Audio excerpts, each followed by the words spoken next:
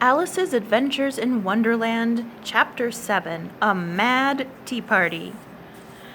There was a table set out under a tree in front of the house, and the March Hare and the Hatter were having tea at it.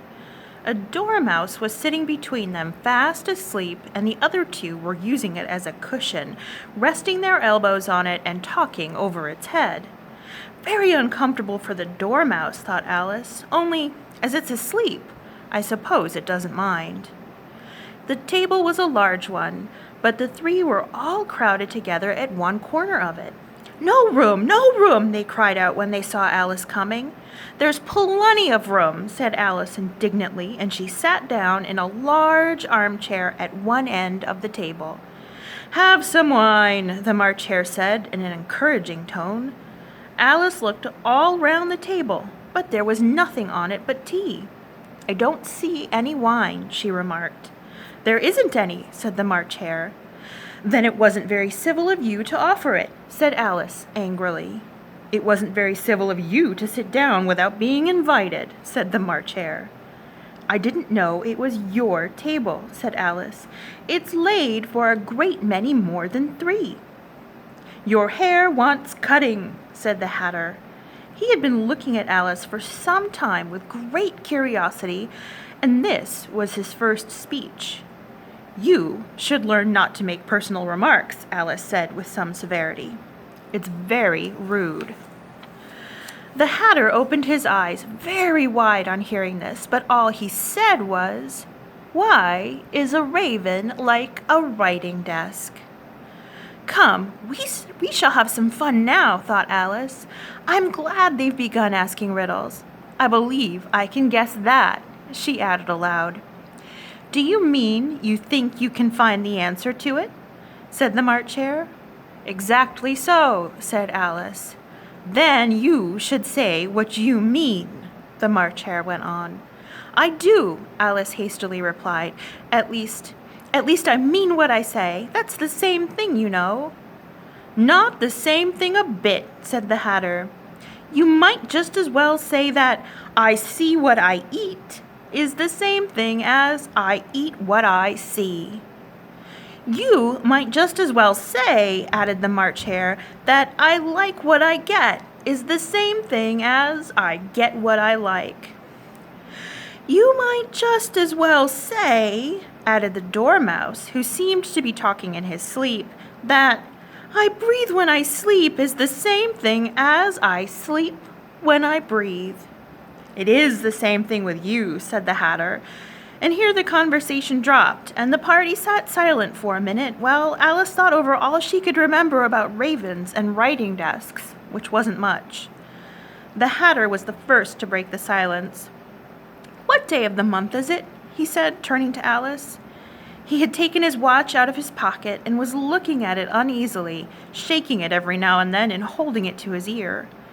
Alice considered a little, and then said, "The 4th." "2 days wrong," sighed the Hatter. "I told you butter wouldn't suit the works," he added, looking angrily at the March Hare. "It was the best butter," the March Hare meekly replied. "Yes, but some crumbs must have got in as well," the Hatter grumbled. "You shouldn't have put it in with the bread knife." The March Hare took the watch and looked at it gloomily. Then he dipped it into his cup of tea and looked at it again, but he could think of nothing better to say than his first remark. "It was the best butter, you know." Alice had been looking over his shoulder with some curiosity. "What a funny watch," she remarked. "It tells the day of the month and doesn't tell what o'clock it is." "Why should it?" muttered the Hatter. "Does your watch tell you what year it is?" "Of course not," Alice replied very readily. "But that's because it stays the same year for such a long time together." "Which is just the case with mine," said the Hatter. Alice felt dreadfully puzzled. The Hatter's remark seemed to have no sort of meaning in it, and yet it certainly was English.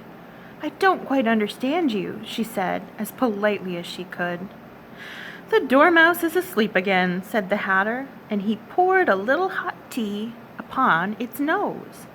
The Dormouse shook its head impatiently and said, without opening its eyes, Of course, just what I was going to remark myself. Have you guessed the riddle yet? The Hatter said, turning to Alice again. No, I give up, Alice replied. What's the answer? I haven't the slightest idea, said the Hatter. Nor I, said the March Hare. Alice sighed wearily.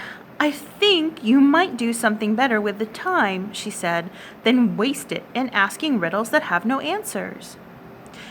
If you knew time as well as I do, said the Hatter, you wouldn't talk about wasting it. It's him. I don't know what you mean, said Alice. Of course you don't, the Hatter said, tossing his head contemptuously. I dare say you never even spoke to time. Perhaps not, Alice cautiously replied, but I know I have to beat time when I learn music.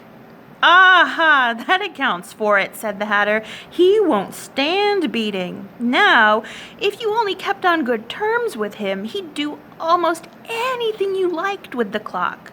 For instance, suppose it were 9 o'clock in the morning, just time to begin lessons. You'd only have to whisper a hint to time, and round goes the clock in a twinkling. 1:30, time for dinner. I only wish it was, the March Hare said to itself in a whisper. That would be grand, certainly, said Alice thoughtfully, but then I shouldn't be hungry for it, you know. Not at first, perhaps, said the Hatter, but you could keep it to 1:30 as long as you liked. Is that the way you manage? Alice asked. The Hatter shook his head mournfully. Not I, he replied. We quarreled last March, just before he went mad, you know, pointing with his teaspoon at the March Hare. It was at the great concert given by the Queen of Hearts, and I had to sing, Twinkle, twinkle, little bat, how I wonder what you're at. You know the song, perhaps? I've heard something like it, said Alice. It goes on, you know, the Hatter continued, in this way. Up above the world you fly, like a tea tray in the sky. Twinkle, twinkle. Here the dormouse shook itself and began singing in its sleep. Twinkle, twinkle, twinkle, twinkle, and went on so long that they had to pinch it to make it stop. Well, I'd hardly finished the first verse, said the Hatter, when the Queen jumped up and bawled out, He's murdering the time off with his head. How dreadfully savage, exclaimed Alice. And ever since that, the Hatter went on in a mournful tone, he won't do a thing I ask. It's always 6 o'clock now. A bright idea came into Alice's head. Is that the reason so many tea things are put out here? She asked. Yes, that's it, said the Hatter with a sigh. It's always tea time, and we've no time to wash the things between whiles. Then you keep moving round, I suppose, said Alice. Exactly so, said the Hatter, as the things get used up. But what happens when you come to the beginning again? Alice ventured to ask. Suppose we change the subject, the March Hare interrupted, yawning. I'm getting tired of this. I vote the young lady tells us a story. I'm afraid I don't know one, said Alice, rather alarmed at the proposal. Then the Dormouse shall, they both cried. Wake up, Dormouse! And they pinched it on both sides at once. The Dormouse slowly opened his eyes. I wasn't asleep, he said in a hoarse, feeble voice. I heard every word you fellows were saying. Tell us a story, said the March Hare. Yes, please do, pleaded Alice. And be quick about it, added the Hatter, or you'll be asleep again before it's done.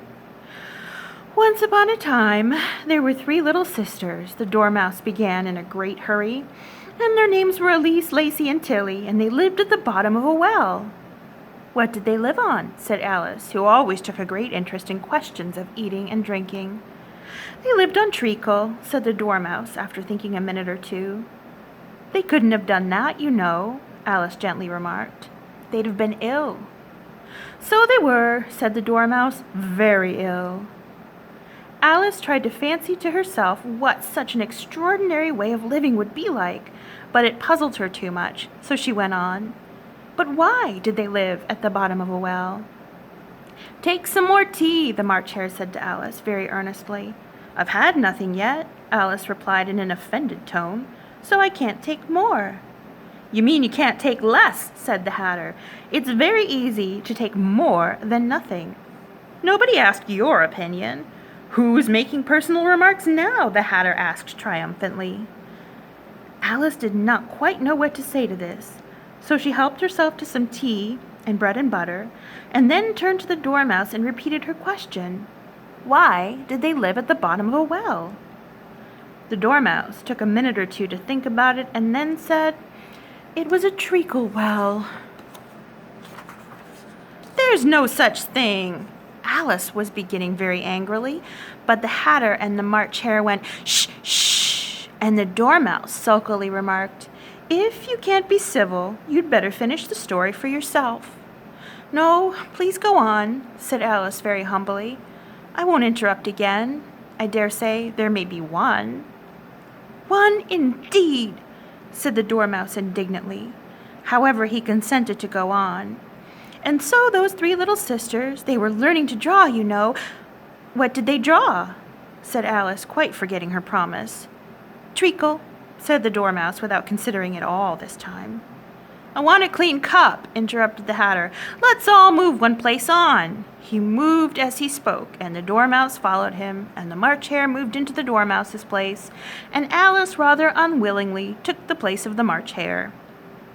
The Hatter was the only one who got any advantage from the change, and Alice was a good deal worse off than before, as the March Hare had just upset the milk jug onto his plate. Alice did not wish to offend the Dormouse again, so she began very cautiously, "But I don't understand. Where did they draw the treacle from?" "You can draw water out of a water well," said the Hatter. "So I should think you could draw treacle out of a treacle well, eh, stupid?" "But they were in the well," Alice said to the Dormouse, not choosing to notice this last remark. "Of course they were," said the Dormouse. "Well in." This answer so confused poor Alice that she let the Dormouse go on for some time without interrupting it. "They were learning to draw," the Dormouse went on, yawning and rubbing its eyes, for it was getting very sleepy. "And they drew all manner of things, everything that begins with an M." "Why with an M?" said Alice. "Why not?" said the March Hare. Alice was silent. The Dormouse had closed its eyes by this time and was going off into a doze, but on being pinched by the Hatter, it woke up again with a little shriek and went on, "That begins with an M, such as mousetraps and the moon and memory and muchness. You know you say things are much of a muchness. Did you ever see such a thing as a drawing of muchness?" "Really, now you ask me," said Alice, very much confused. "I don't think." "Then you shouldn't talk," said the Hatter. This piece of rudeness was more than Alice could bear. She got up in great disgust and walked off. The Dormouse fell asleep instantly, and neither of the others took the least notice of her going, though she looked back once or twice, half hoping that they would call after her. The last time she saw them, they were trying to put the Dormouse into the teapot. "At any rate, I'll never go there again," said Alice, as she picked her way through the wood. "It's the stupidest tea party I ever was at in all my life." Just as she said this, she noticed that one of the trees had a door leading right into it. "That's very curious," she thought. "But everything's curious today. I think I may as well go in at once." And in she went. Once more she found herself in the long hall and close to the little glass table. "Now I'll manage better this time," she said to herself, and began by taking the little golden key and unlocking the door that led into the garden. Then she went to work nibbling at the mushroom, she had kept a piece of it in her pocket, till she was about a foot high. Then she walked down the little passage, and then she found herself at last in the beautiful garden among the bright flower beds and cool fountains. Well, my friends, that is the end of chapter 7. Join us again as we read chapter 8, The Queen's Croquet Ground.